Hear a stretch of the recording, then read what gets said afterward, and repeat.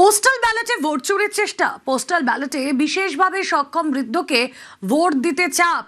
দৃষ্টিহীনকে vote দিতে চাপ দেওয়ার অভিযোগ বিএলওর বিরুদ্ধে।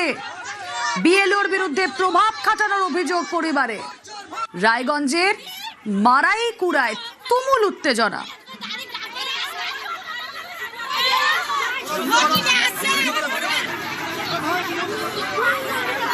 বিএলওর বিরুদ্ধে প্রভাব খাটানোর অভিযোগ। রায়গঞ্জের মারাইকুড়ার ছবি আপনারা দেখছেন। ব্যাপক উত্তেজনা। মুক্তা প্রতিনিধি রয়েছেন আমাদের সঙ্গে। মুক্তা, কি ঘটেছিল এক্স্যাক্টলি?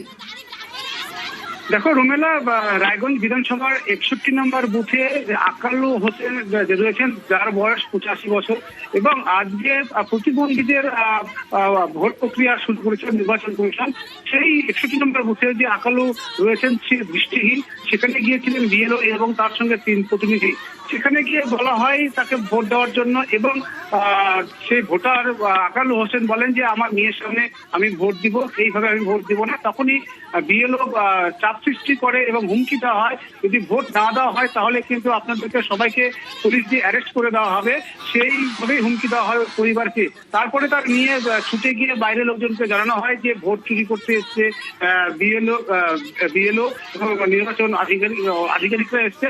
তারপরে তাদেরকে ধরে আজকে বিক্ষোভ দেখানো হয় এবং চোর বলে, ভোট চোর বলে স্লোগান দেওয়া হয়। স্থানীয় বাসিন্দারা তাকে দেখে বিক্ষোভ দেখান, এবং পাশাপাশি যখন কেন্দ্র বাহিনী সেখানে ঢুকে এবং পাশাপাশি দেখা যায় যে প্রচুর হট্টগোল শুরু হয়েছে, সেই সময় তার স্ত্রী কিন্তু অসুস্থ হয়ে যায় এবং অসুস্থ হয়ে হার্ট ব্লক করে, এবং হার্ট ব্লক করার পরে স্থানীয় বাসিন্দারা টোটোয় করে যখন রায়গঞ্জ মেডিকেল কলেজে পাঠানো হয়, তার রাস্তায় তার মৃত্যু হয় বলে, এরকমই মৃত্যু হয় বলে জানা গিয়েছে। তারপরে কিন্তু এলাকায় কিন্তু আরো সঙ্গে থাকো মুক্তা, কি বলছে পরিবার একবার শুনি।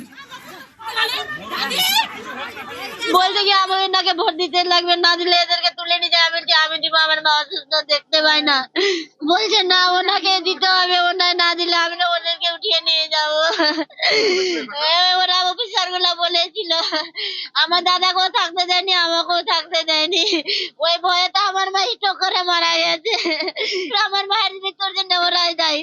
ওদেরকে আমার মাকে ফিরাই দিতে বলুন, না আমি সুপ্রিম কোর্টে কেস করবো। পোস্টাল ব্যালটে ভোট চুরির চেষ্টা, বিশেষভাবে সক্ষম বৃদ্ধকে ভোট দিতে চাপ, আতঙ্কে ভোটারের দৃষ্টিহীন স্ত্রীর মৃত্যুর অভিযোগ। বিএলওর বিরুদ্ধে হুমকি দেওয়ার অভিযোগ পরিবারের। আতঙ্কে ভোটারের স্ত্রীর মৃত্যুর অভিযোগ পরিবারের। কথা বলবো, মুক্তা রয়েছেন সঙ্গে। মুক্তা, এই আতঙ্ক কতটা তাদের গ্রাস করেছিল? যে অভিযোগ উঠছে তা তো ভয়ঙ্কর। দেখো রুমেলা, ওই 61 নম্বর বুথে এসআর প্রায় অনেকজনের নাম বাদ গিয়েছে এবং ডিলিট হয়েছে, এবং পাশাপাশি বলা হয়েছে যদি আপনারা ভোট না দেন তাহলে পুলিশ দিয়ে অ্যারেস্ট করাবো এবং ভোট থেকে নাম বাদ দেওয়া হবে। একটা তো আতঙ্ক কাজ করছিল আগে থেকে। তারপরে যদি বিএলওর এই চাপ সহ্য করতে না পেরে কিন্তু ওই তার স্ত্রী কিন্তু হার্ট অ্যাটাকে মৃত্যু হয়েছে। মৃত্যু হওয়াতেই কিন্তু এই এলাকায় উত্তেজনা আরো বেড়ে যায়। তবে ওই বিএলওদেরকে এবং 3 প্রতিনিধি আটকে রাখে এলাকার বাসিন্দারা। তবে এখানকার স্থানীয় তৃণমূল প্রার্থী কৃষ্ণ কল্যাণী সেখানে পৌঁছায় এবং মৃত পরিবারের পাশে থাকার আশ্বাস দিয়েছে, এবং তার সঙ্গে থাকো স্থানীয়দের বক্তব্য শুনি। আমরা এখানে যে ভোট করতে আসছে প্রথমত কোনো পার্টিকে জানায়নি, এখানে বুথ এজেন্টদেরও জানানোর চেষ্টা করেনি, কারণ ফাইন এরাই বিজেপির সবকিছু করবে। একটা লোকটা কিন্তু চোখও দেখতে পারে না, উনি প্যারালাইজ টাইপ লোক। এবার ওনার ভোটটা কে দিবে? তাহলে আমাদের ভিডিও করে দেখা করা যে না লোকটা ঠিক ভোট দিচ্ছে। ওরাও তো নিজে দিতে পারে, চোখে অন্ধ আছে, রুলস আছে, সেই রুলস অনুযায়ী আপনারা কিভাবে ভোটটা নিতে আসছেন? হঠাৎ করে আসছে, তাহলে কি এটা ভোট চুরি করতে আসছে? সব তাহলে বিজেপির অ্যাক্টিভিস্ট কাজ করছে, সেটাই আমরা বুঝতে পারছি।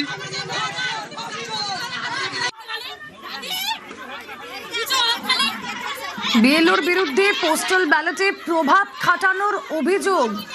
বাড়িতে ভোট নেওয়ার কথা পরিবারকে আগেই জানানোর দাবি। পরিবারের অভিযোগ নিয়ে দাবি বিএলওর উত্তেজনা থাকায় ঘটনাস্থলে কেন্দ্রীয় বাহিনী।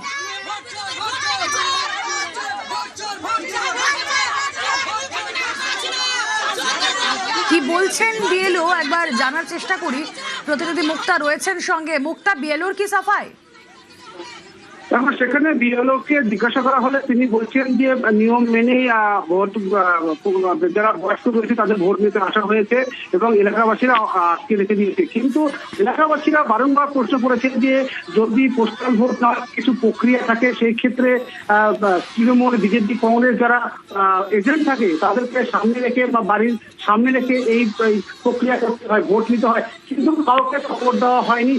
তারা দাবি করছেন এলাকাবাসীরা, তারা চুপ করে বাড়িতে ঢুকে ভোট চুরির একটা অভিযোগ করছে এলাকার বাসিন্দারা। সেখান থেকে কিন্তু উত্তেজনা বাড়ে সেই এলাকাতে। তবে এই ঘটনায় কিন্তু এলাকায় শোকের ছায়া, কারণ তাদের একটা আতঙ্ক হয়েছে। একদিকে এসআই যখন নাম বাদ গিয়েছে, অন্যদিকে ভোট নিতে এসে তারপর আবার মৃত্যু। এই জিনিস এই বিষয়টা কিন্তু